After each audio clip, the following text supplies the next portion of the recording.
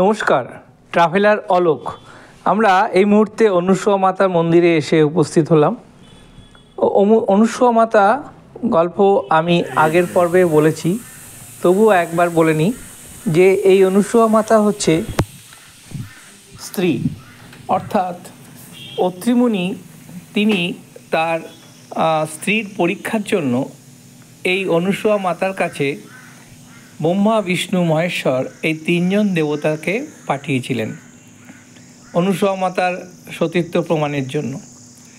তো যখন তারা উপস্থিত হলো ব্রাহ্মণের বেশে, তখন তারা বলেছিল যে আমরা এখানে আতিথ্যতা গ্রহণ করব। তো মাতা তখন তাদেরকে সাদরে আমন্ত্রণ করেন এবং বলেন, এখানে বসুন, আসন গ্রহণ করুন, আমি আমার যথাসাধ্য চেষ্টা করছি, কারণ এই মুহূর্তে আমার স্বামী ঘরে নেই। তখন ওরা বলল, হ্যাঁ, একটা শর্তে আপনার এই আতিথ্যতা নিতে পারি, যদি আপনি বিবস্ত্র হয়ে আমাদেরকে আহার প্রদান করেন। তো এই কথা শুনে মাতা অনুসূয়া প্রচণ্ড অনুশোচনা এবং আত্মগ্লানিতে তিনি নিজের দেহত্যাগ করেন। কিন্তু দেহত্যাগের পূর্বে তিনি কি করেন, এই পবিত্র গঙ্গার জল নিয়ে এই তিন মহাপুরুষকে, অর্থাৎ ব্রহ্মা, বিষ্ণু, মহেশ্বরকে ছোট্ট শিশুতে বাল্যতে পরিণত করেন। এরপরে তখন তারা তো ভগবান শিব এবং ব্রহ্মা, বিষ্ণু প্রত্যেকেই খুব কান্নাকাটি করতে লাগলেন যে মাতা, আমাদের ভুল হয়েছে, আমরা আপনার পরীক্ষার জন্য এসেছিলাম। কিন্তু তখন মাতা যখন সব বুঝতে পারলেন, তখন বললেন, ঠিক আছে, আমি তোমাদের আবার গঙ্গা জল দিয়ে আবার পুনরায় ফিরিয়ে আনছি।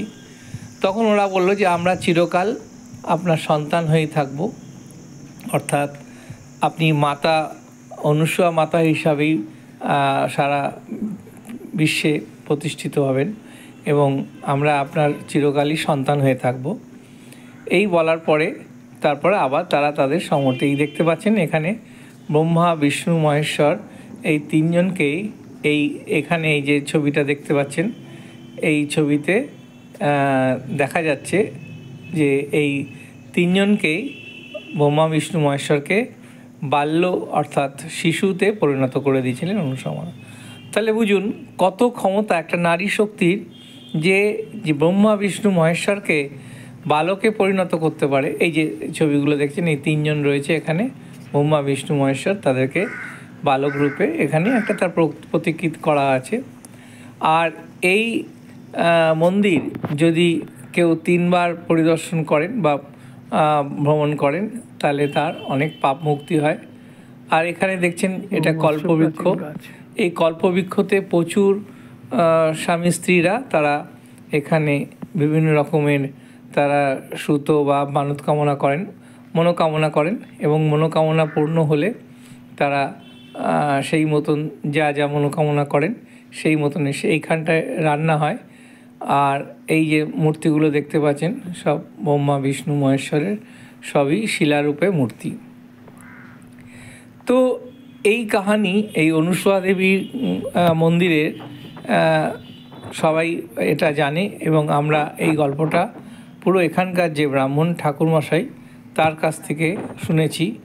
তো আমরা চেষ্টা করছি, আমি এই ঠাকুরমশাইয়ের যে অরিজিনাল যে ওনার বক্তব্য, সেই বক্তব্যটা আমি আপনাদের সামনে তুলে ধরার চেষ্টা করছি।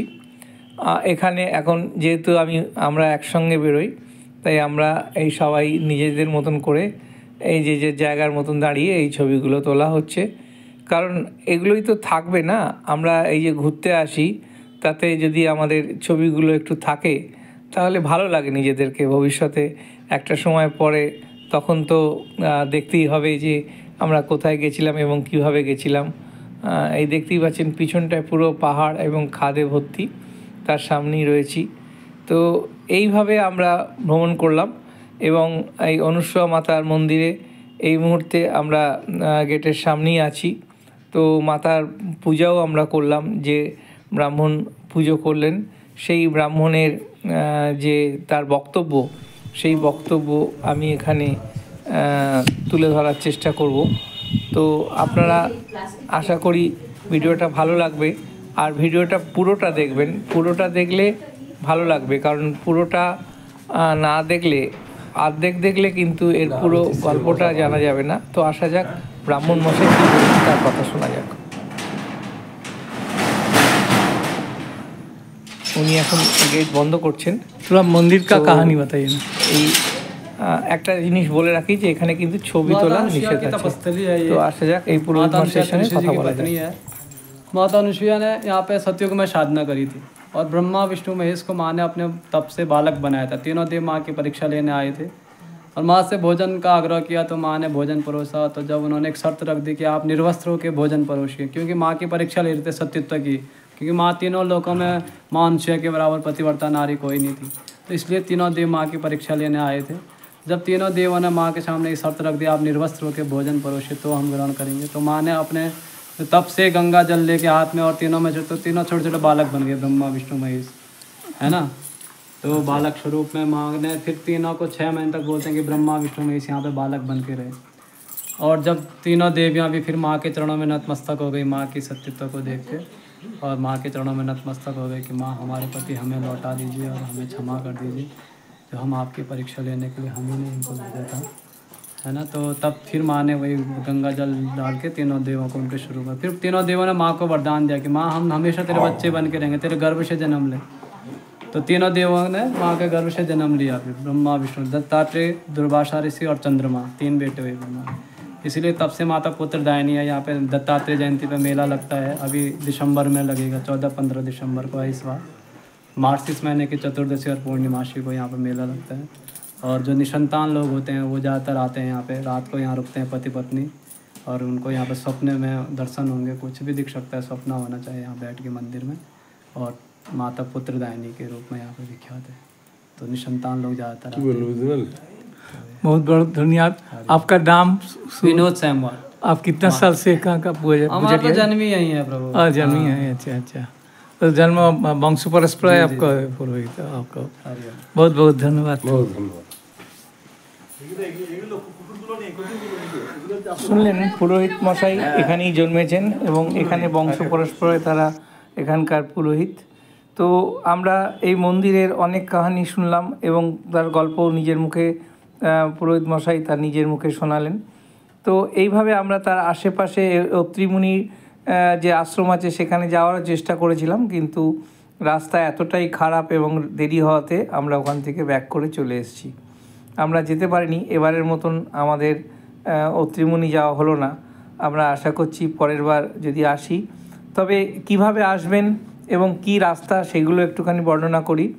প্রথমে বলি, যদি আপনারা হরিদ্বার থেকে আসেন তাহলে গোপেশ্বর বা চামুলিতে আসতে হবে। চামুলিতে এসে ওখান থেকে শেয়ার গাড়ি আছে বা নিজস্ব গাড়িও বুক করতে পারেন। শেয়ার গাড়িতে ভাড়া নেয় 50 টাকা করে মাত্র। সেই ওখান থেকে আপনার মণ্ডলে আসতে হবে। মণ্ডল থেকে 5 কিলোমিটার রাস্তা হচ্ছে অনুসুয়া মাতার মন্দির। তো এই 5 কিলোমিটার রাস্তা কিন্তু হেঁটেই আসতে হবে। এখানে কিন্তু কোনো রকম যানবাহন কিছু নেই। রাস্তা এখান থেকে রুদ্রপ্রয়াগ কাছেই।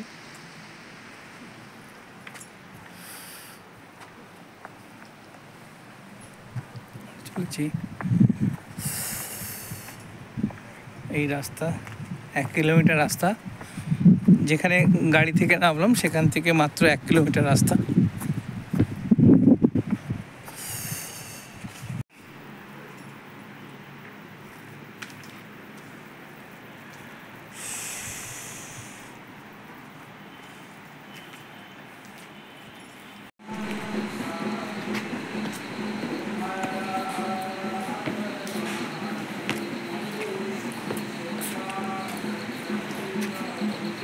এই রাস্তা 1 কিলোমিটার পর্যন্ত গাড়ি আসে, সেখান থেকে হাঁটতে হয়।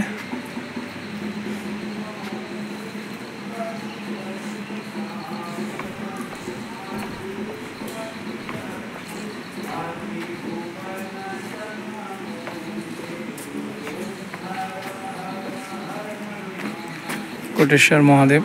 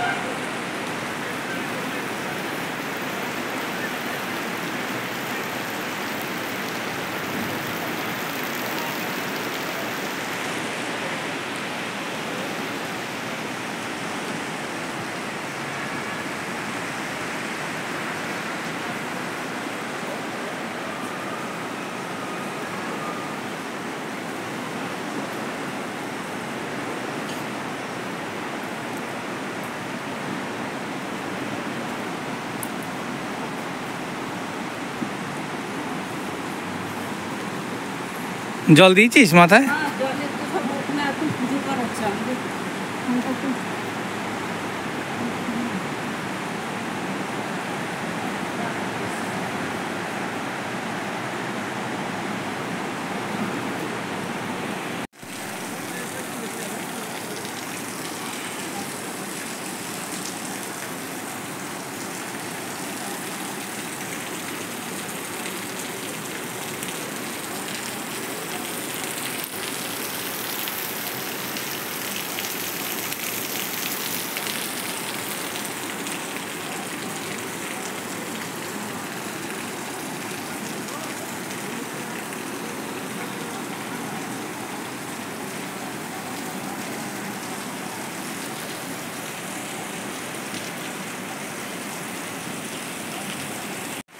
কোটেশ্বর মন্দিরে আমরা রয়েছি।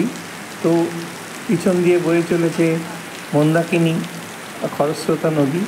তো এই নদী কিন্তু খুব ভয়াবহ, এবং এইখানে যদি কেউ পড়ে যায় তাহলে তাকে খুঁজে পাওয়া যায় না। এই মুহূর্তে আমরা আদি যে কোটেশ্বরের মন্দির, সেই ভেতরটা কি হচ্ছে এবং কিভাবে পুজো হচ্ছে সেটা একটু দেখানোর চেষ্টা করছি। যদিও ভেতরের ছবি ভালোভাবে তুলতে পারিনি, সেই জন্য যেটুকু বাইরের থেকে যত দূর থেকে দেখা যায় সেটাই আমি ছবি তোলার চেষ্টা করেছি। আসুন এই ছবি এবং কিভাবে পুজো হচ্ছে সেটা একটু দেখুন।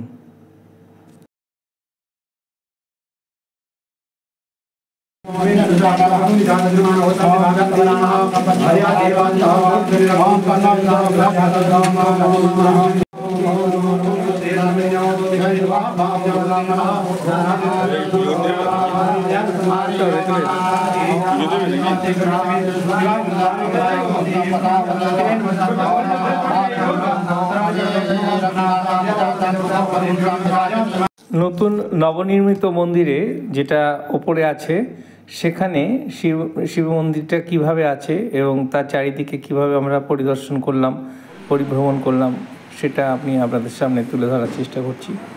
দেখুন, এটা হচ্ছে কোটেশ্বরের পরবর্তী যে মন্দির তৈরি হয়েছে সেই মন্দিরের কিছু অংশ এখানে আছে। দেখা যাক কি কি আছে এবং কিভাবে চাতাল চত্বরটা কীভাবে সাজানো আছে সেটা আমি এখানে একটু দেখানোর চেষ্টা করলাম। কোটেশ্বর মন্দির। তো এই কোটেশ্বর মন্দিরের গেটের সামনে এখান থেকে যেটা গাড়ি আছে, সেই 1 কিলোমিটার রাস্তা এখান থেকে হাঁটতে হয়। এই 1 কিলোমিটার রাস্তা কোনো কিছু যানবাহন নেই, পুরো হাঁটতে হয়। তো সেই হাঁটার রাস্তাটা আমি আপনাদের সামনে দেখালাম। তো ভালো থাকবেন, সুস্থ থাকবেন। আবার নতুন কোনো ভিডিও নিয়ে আপনাদের সামনে উপস্থিত হব। ট্রাভেলার অলোক। ভালো থাকুন।